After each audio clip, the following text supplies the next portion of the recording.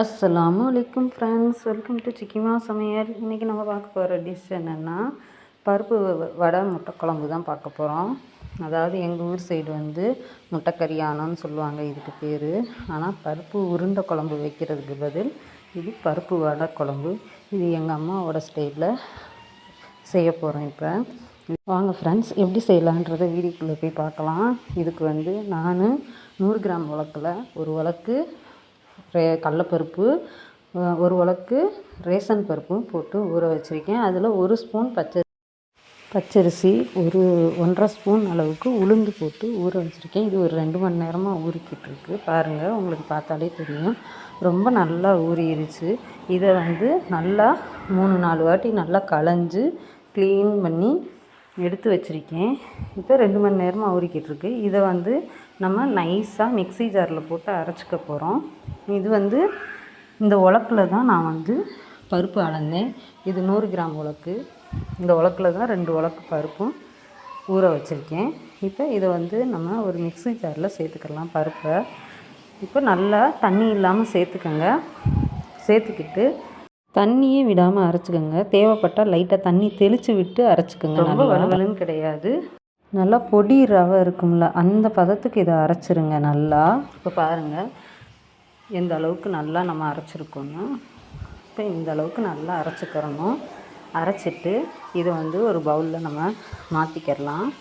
இப்போ நான் இந்த பவுலில் இதை மாற்றிக்கிட்டேன். அடுத்து இதுலேயே நான் வந்து ஒரு அதே ஜாரில் இப்போது மீடியம் சைஸு பல்லாரி வெங்காயம் வந்து முட்டைக்கு மாதிரி பொடிசாக கட் பண்ணியிருக்கேன். கட் பண்ணிவிட்டு அதையும் லைட்டாக பல்ஸ் கொடுத்து இந்த அளவுக்கு நம்ம எடுத்துக்கிடலாம். எடுத்து இதையும் அந்த பருப்போடையே நம்ம அந்த பவுல்லையே போட்டுக்கிடலாம்.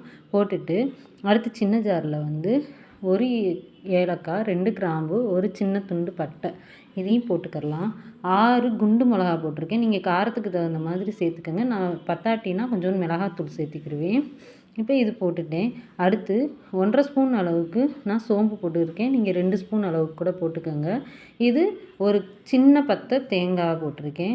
1 ஸ்பூன் கசகசா போட்டிருக்கேன். இது எல்லாத்தையும் போட்டு நம்ம நல்லா ஓரளவுக்கு ரசத்துக்கு நுணுக்கிற மாதிரி, ரொம்ப திப்பியாகவும் இருக்கக்கூடாது, ரொம்ப வலுவலுன்னு இருக்கக்கூடாது. நம்ம இந்த அளவுக்கு சேர்த்து நுணுக்கி இந்த பவுல்லையே அதையும் சேர்த்துக்கலாம். இந்த பருப்போடையே சேர்த்துக்கிடுவோம். சேர்த்துக்கிட்டு இதுக்கு தேவையான அளவு உப்பு போட்டுக்கிடலாம். நான் தூளுப்பு கலந்து போட்டுக்கிறேன். இப்போ இதுக்கு தேவையான அளவு நான் உப்பு போட்டுக்கிட்டேன். காரமும் உப்பும் உங்களுக்கு தகுந்த மாதிரி நீங்கள் போட்டுக்கோங்க. மஞ்சத்தூள் வந்து 1/2 ஸ்பூன் போட்டிருக்கேன். 2 முட்டை உடச்சி ஊற்றிக்கிட்டேன். 2 முட்டை உடச்சி ஊற்றிட்டு இப்போ இதை நம்ம நல்லா கலந்துக்கிடலாம். நல்லா கலந்துடணும். எல்லாம் நல்லா மிக்ஸ் ஆகி வர மாதிரி கலந்துக்கிடலாம். கலந்துட்டு நான் இதுலேயே ஒரு 1/2 ஸ்பூன் அளவுக்கு இஞ்சி பூண்டு பேஸ்ட்டு போட்டுக்கிறேன். போட்டுட்டு எனக்கு காரம் பத்தலை, பச்சை மிளகா சேர்க்குறதா இருந்தாலும் சேர்த்துக்கலாம். நான் வந்து மிளகாத்தூளே சேர்த்துட்டேன். சேர்த்துட்டு கொஞ்சம் உப்பு பத்தாததுனால உப்பும் போட்டு சேர்ந்து எடுத்து வச்சுக்கிட்டேன். இதை ஒரு ஓரமாக வச்சுக்கிடலாம். இப்போ புளிக்குழம்பு மாதிரி தான் நம்ம இதை வைக்க போகிறோம். அதனால வறுத்த வெந்தயம், சீரகம், அரிசி 1 ஸ்பூன் சேர்த்துக்கிடலாம். அளவு தேங்காய், 2 கைப்பிடி அளவு வெங்காயம், சின்ன வெங்காயம், ஒரு தக்காளி போட்டு இதையும் நல்லா வலுவலுன்னு நம்ம அரைச்சிக்கிடலாம். இப்போ இந்த அளவுக்கு இதையும் நம்ம அரைச்சி வச்சுக்கிட்டோம். இப்போ நம்ம மீன் குழம்பு கூட்டுற மாதிரி தான் கூட்ட போகிறோம். இப்போ மீன் குழம்புக்கு நம்ம எப்படி கொஞ்சோண்டு புளி தூக்கலாக இருக்குமோ அதே மாதிரியே நம்ம புளி கொஞ்சம் தூக்கலாக இல்லை, ஒரு பெரிய லெமன் சைஸ் அளவு புளி ஊற வச்சு கரைச்சி அதை எடுத்துக்கிட்டேன், ஊற்றிட்டேன் இதுலேயே. இப்போ 3/4 ஸ்பூன் அளவுக்கு மஞ்சத்தூள், 2 ஸ்பூன் மிளகாத்தூள், 3.5 ஸ்பூன் மல்லித்தூள் சேர்த்துக்கிறேன். சேர்த்துட்டு 2 பச்சை மிளகா வந்து நீல பச்சை மிளகாவாக இருக்குது, அதனால நான் வந்து 2ஆக உடச்சி சேர்த்துக்கிறேன். இதையும் சேர்த்து நம்ம கையை விட்டு நல்லா கலந்து குழம்புக்கு தேவையான அளவு தண்ணியும் ஊற்றிக்கிடலாம். இப்போ நான் குக்கரில் தான் வைக்க போகிறேன், 5 லிட்ரு குக்கரில்.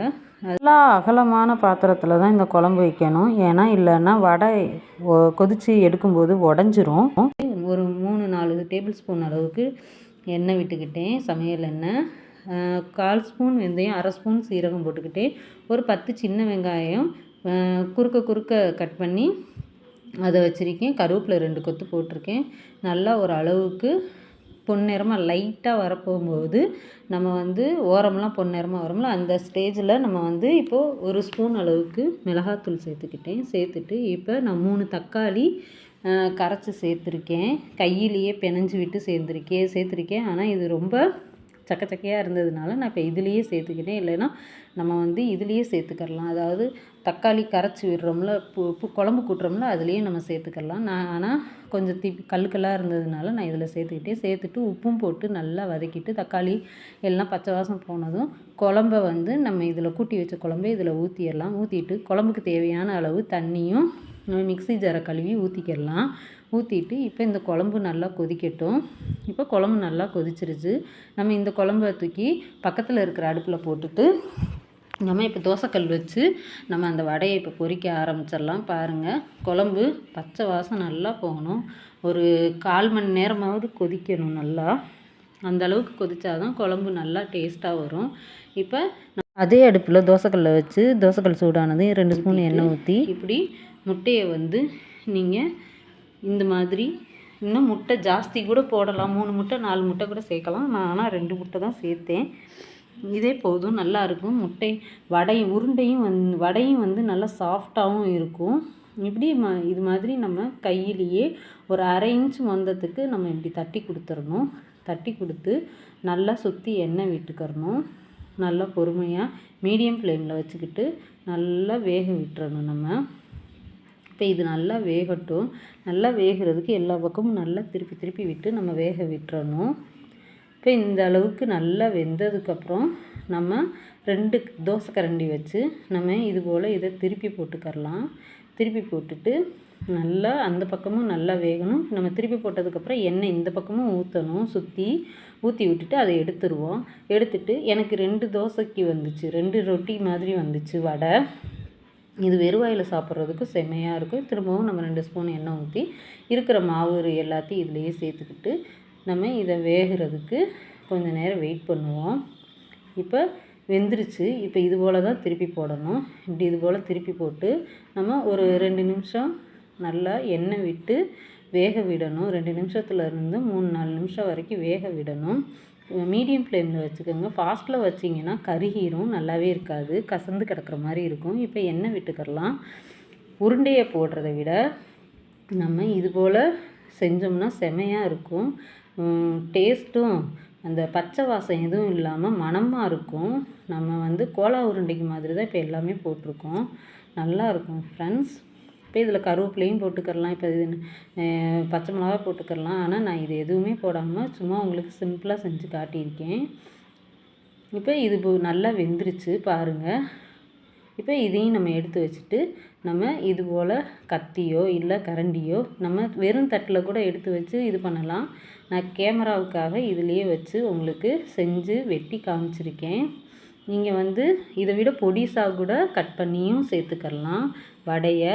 நான் வந்து உடஞ்சிரும் அப்படின்றதுக்காக பெருசாகவே நான் வந்து சேர்த்துக்கிட்டேன். இப்போ இது போல் ஒரு ரொட்டியை நம்ம இது பண்ணிட்டோம் வடையை. 2வது உள்ளதையும் நான் இப்படி வெட்டிட்டேன். வெட்டினதுக்கப்புறம் எனக்கு எத்தனை பீசஸ் கிடச்சிருக்குன்னு பாருங்கள் ஃப்ரெண்ட்ஸ். இது வெறும் வாயில் சாப்பிட்றதுக்கும் செமையாக இருக்கும். நல்லா டேஸ்ட்டாக இருக்கும். உங்களுக்கு சாஃப்டாகவும் இருக்கும். உருண்டை வந்து பருப்பு உருண்டை நான் சாப்பிட்ருக்கேன். ஆனால் அது வந்து கொஞ்சம் கல் மாதிரி இருக்கும். ஆனால் இந்த மாதிரி முட்டை சேர்த்து செஞ்சோம்னா செமையாக இருக்கும்.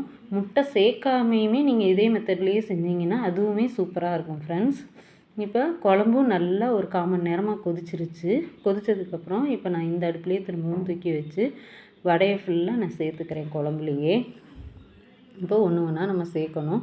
சேர்த்துட்டு லைட்டாக நம்ம வந்து அந்த வடையை லைட்டாக ப்ரெஷ் பண்ணி விட்டோம்னா உள்ளே அமுங்குறப்ப நம்ம வந்து குழம்பு வந்து அந்த வடைக்குள்ளே நல்லா இஞ்சிரும்.